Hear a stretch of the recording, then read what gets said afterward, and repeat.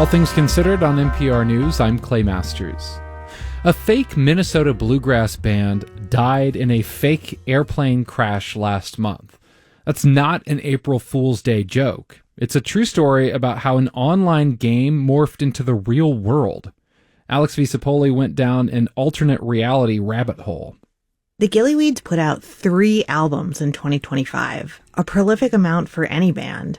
Theirs was a twangy, country-tinged bluegrass, heard on tracks like The Legacy of the Seekers. Long ago in the vast Middlelands, there lived a curious sort. But no one could have ever claimed to have seen the St. Paul band. They never played a local venue or posted videos online.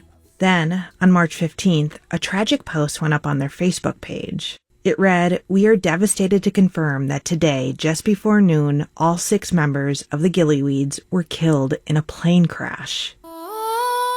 Local music fan Kyle Matson was distraught. It just popped up in my Facebook feed and I was like, well, that's terrible. But sorrow soon turned to puzzlement. He'd actually never heard of the Gillyweeds. He started searching online. You're going to hear about a local plane crash, whether anyone was killed or not. Didn't see anything, so it was already kind of not passing the smell test. Madison didn't find anything because the Gillyweeds never existed.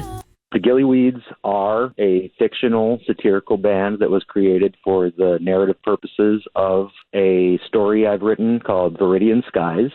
That's Todd Pittman. He runs a company called TC Treasures. Viridian Skies is an online alternate reality game. It's also a real-life treasure hunt with hidden gemstones.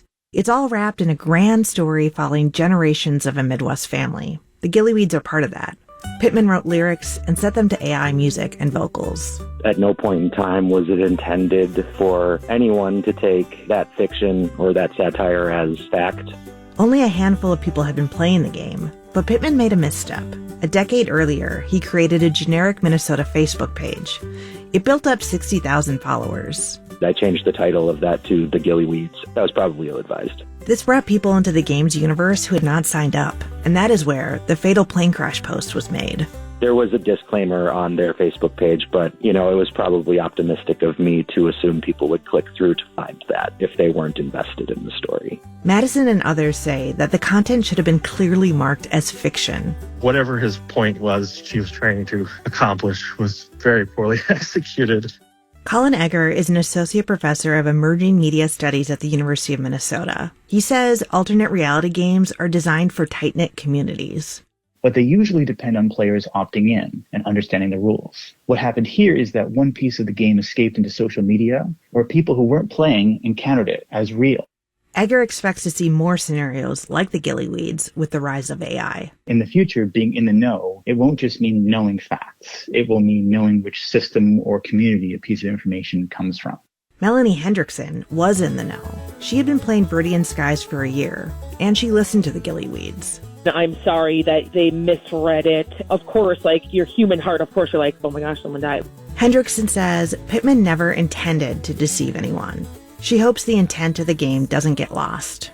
In a world where people are often disconnected, it's something he's creating to get people outside, to get people working together. I think that kind of impact is valuable. Pittman says he'll keep making games. It's about giving people these experiences that, if executed properly, can be remembered for a lifetime. Pittman says he's learned that he needs to label fake content more explicitly. I'm Alex V. Cipolle, MPR News, St. Paul. What a story. It was made possible by the Minnesota Legacy Amendment's Arts and Cultural Heritage Fund.